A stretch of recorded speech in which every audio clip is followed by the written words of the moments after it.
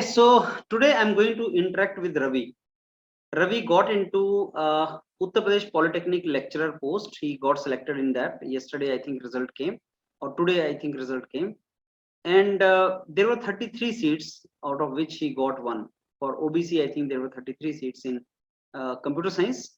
Ravi graduated in 2012, and after that, he tried for many things, kept on doing job, and got married. He had a baby of 2 years now, and he realized his dream, though late, but he realized it. When this exam was declared, जब ये exam निकला था, तो he was having only 15 days to prepare. He gave his 100% with the hope कि शायद हो जाए या हो जाएगा, and then could not get very good in written, but gave interview with full hope कि हो जाएगा. And you see, if you have positive hope, if you have positivity in your mind, and if you hope for betterment, better things come to you. So start seeing the glass which is half full instead of half empty. Ravi का वही case है, typical case वो है रवि का, जिसमें he started seeing the things positive. And in his interaction with me, he has many things to offer, and he has revealed many things which will be very, very motivational for all of us. You just listen to this entire interaction, and I really liked his statement that मैं 10,000 जब सीटें थी तब भी reject हुआ हूँ, और जब 33 सीटें थी तो मैं सिलेक्ट हुआ हूँ. That is all life is all about, and life gives you opportunities. You are never late. Life keeps on giving you opportunities. So whatever stage you are, just be positive and keep pushing ahead. Life gives you opportunities. So let's see now. Let's listen to what Ravi is to tell. Okay, so Ravi, first of all, thanks for coming here on the platform, and second, congratulations, आपकी selection हुई है as lecturer polytechnic Uttar Pradesh with computer science background. Congratulations. Thank you sir, thank you.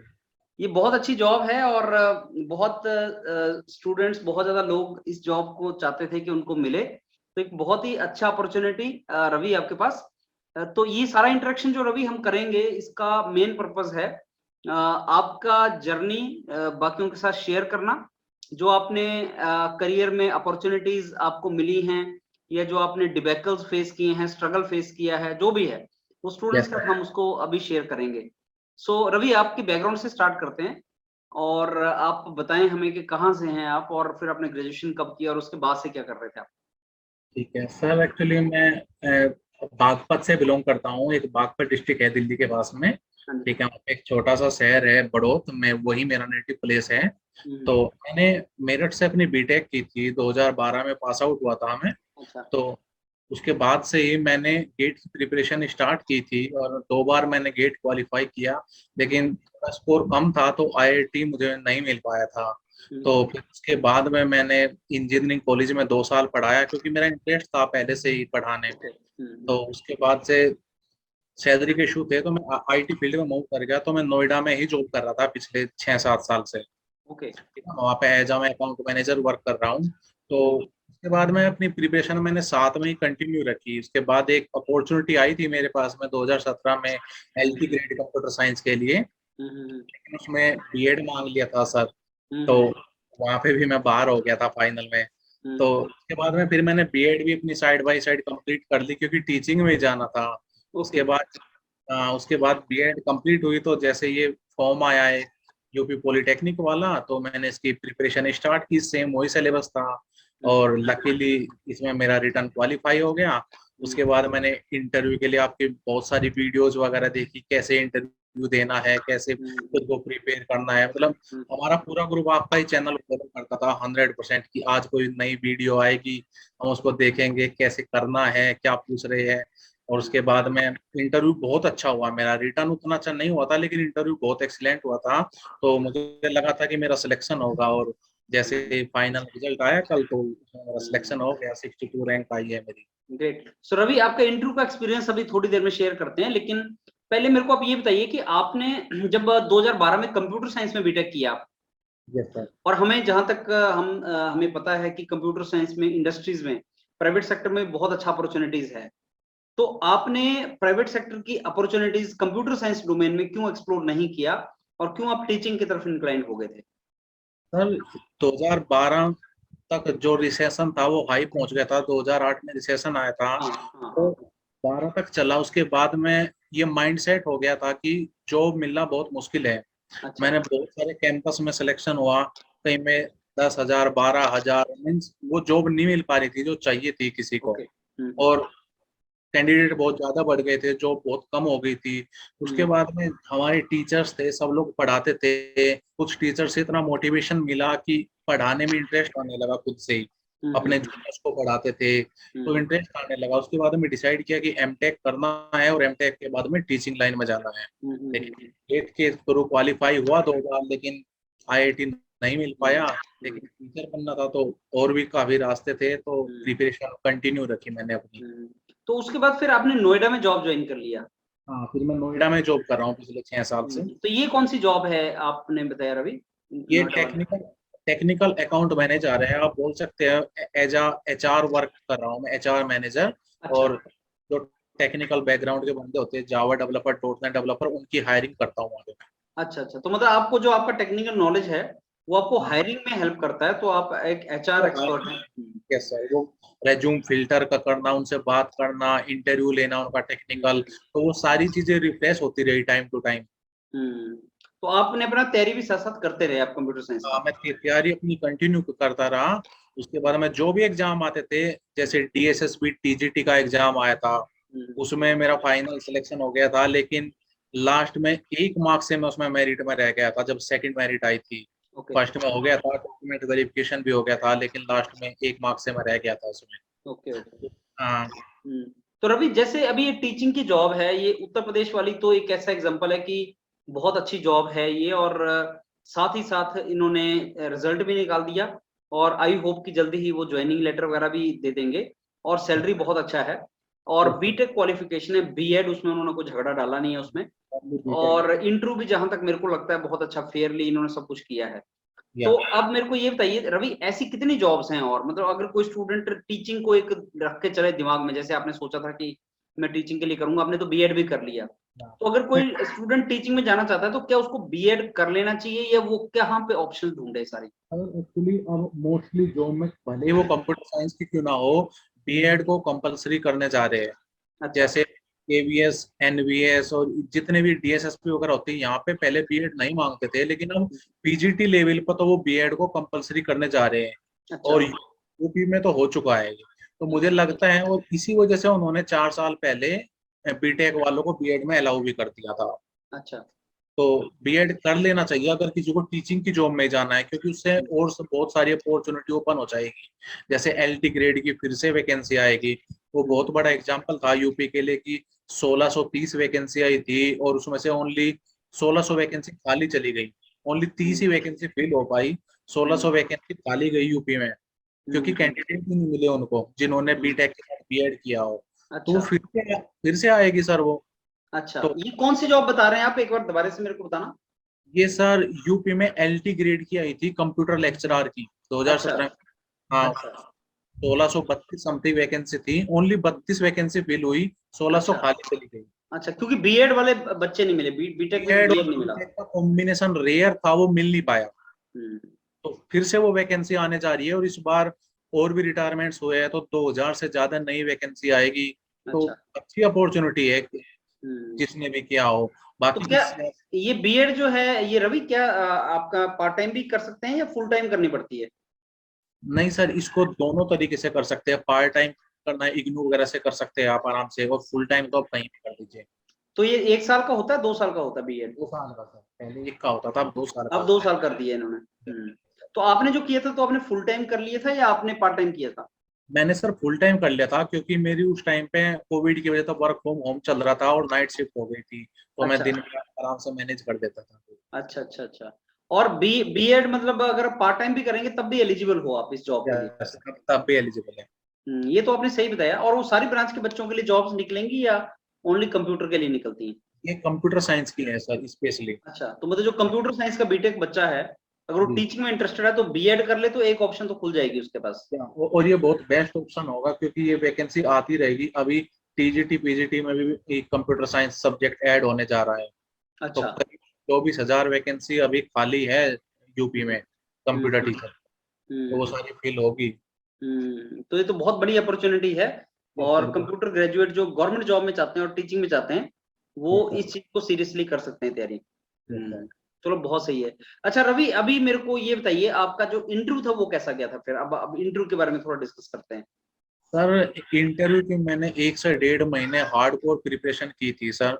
हम लोग group बना के mock test भी देते थे, डेली आपकी वीडियो देखी, कैसे आप बता रहे हैं, क्या क्या पॉइंट नेगेटिव है, क्या पॉजिटिव है, सारी चीज देखने के बाद में फिर हम लोग मॉक इंटरव्यू करते थे। तो जो मेरा इंटरव्यू हुआ था, नर्वस था मैं, लेकिन जैसे ही अंदर एंटर हुआ तो फर्स्ट क्वेश्चन से ही मैं नॉर्मल हो गया था सर। उन्होंने पूछा कि कब के पास आउट हो, मैंने कहा 2012 के।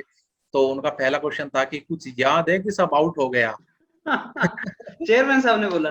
हाँ, चेयरमैन साहब ने बोला, तो मैंने कॉन्फिडेंटली कहा कि सर आपको लगा है कि मैं 2012 का पास आउट हूँ, कुछ याद नहीं होगा, लेकिन सर मैं रेगुलर टच में हूँ, मैंने सब बताया कि मैंने क्या मैं कर रहा हूँ फिलहाल अभी, और आप कुछ भी मुझसे पूछ सकते हैं सर, मैं रेगुलर टच में हूँ। तो क्या लगे कुछ भी? सर मैं मोस्टली सर सभी पढ़ के आया हूँ, सारे सब्जेक्ट। तो क्या लगे ठीक है, फिर बेसिक से स्टार्ट करते हैं। तो पूछा मुझसे कि मेन मेमोरी क्या होती है, क्या उसका फंक्शन होता है, रैम क्या होता है, रोम में डिफरेंस बताइए, वोलेटाइल क्यों बोलते हैं इसको, इस तरह के बेसिक क्वेश्चन। फिर हाइब्रिड कंप्यूटर क्या होता है, एनालॉग क्या होता है, कहाँ उसका यूज होता है, रिवर्स वीडियो क्या होता है। उन्होंने बहुत क्वेश्चन पूछे, लेकिन लकीली मैंने 100% सबके आंसर दे दिए। उसके बाद में फिर उन्होंने दूसरे टेक्निकल वालों को मुझे शिफ्ट किया।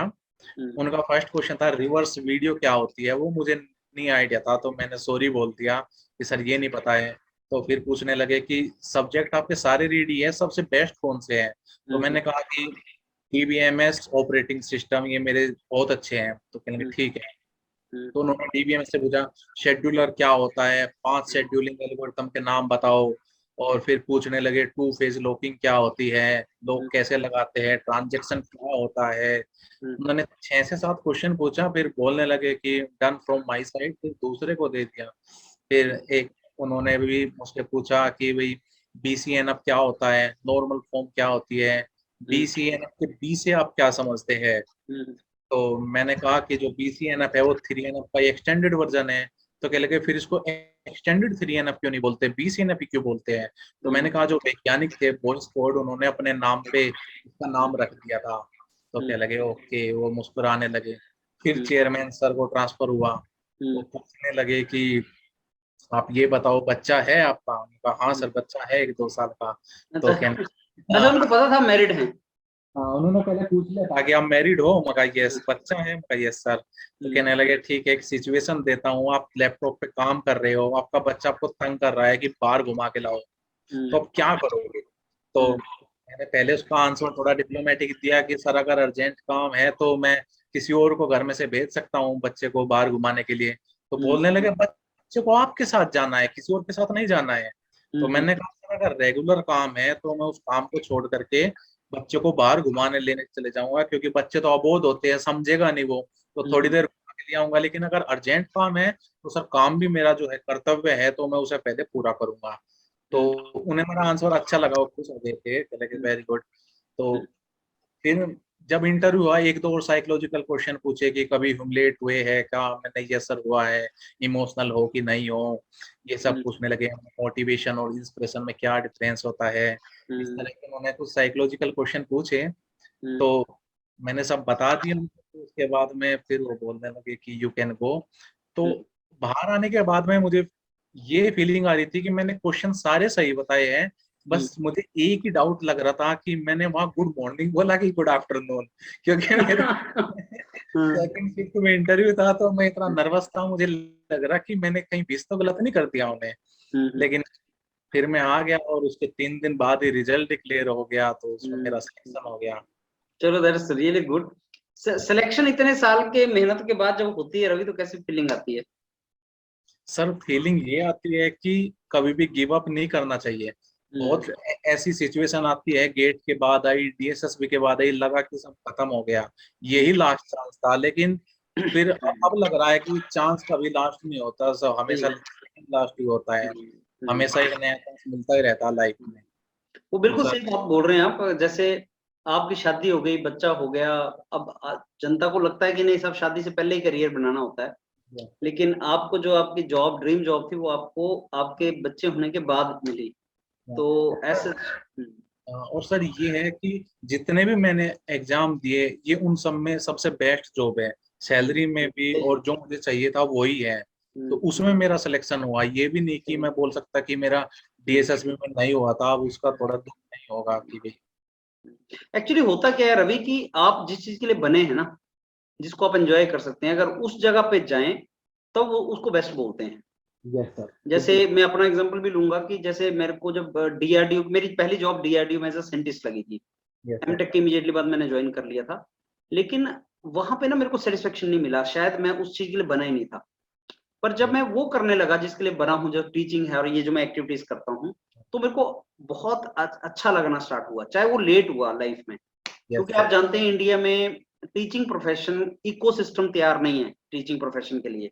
जब यस। आदमी इंजीनियरिंग करता है तो उसके दिमाग में होता है इंजीनियरिंग सर्विसेज में चले जाएं या वहां चले जाएं, तो टीचिंग दिमाग में नहीं होता। लेकिन है ये बेस्ट प्रोफेशन है, और आप जब गिरते पड़ते यहाँ पे पहुंचते हैं और जो आप चाहते हैं वो आपको मिलता है, तो एक अजीब सी सेटिस्फेक्शन मिलती है। और दूसरी बात मैं बताना चाहूंगा कि जॉब लेना तो एक पार्ट है, फिर कई बार ये होता है कि आदमी जॉब लेने के बाद, जैसे मेरे केस में हुआ कि मेरे को लगा जॉब नहीं, मैं उसके लिए नहीं बनाऊं, मेरे को एंटरप्रेन्योरशिप में जाना है या कुछ ऐसा करना है, उसके लिए भी आदमी लेट नहीं होता।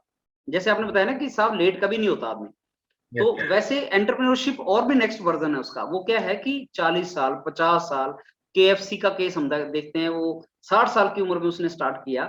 तो आदमी को लाइफ जब तक है तब तक उसके पास अपॉर्चुनिटीज हैं, तब तक उसके पास होप है, तब तक उसको मोटिवेट होके लगे रहना चाहिए। और आप जैसे लोगों के साथ बात करके बस यही चीज रियलाइज होती है यस कि सर। आपका जब दिन है और जब आपको कोई चीज मिलनी है तो मिल जाएगी।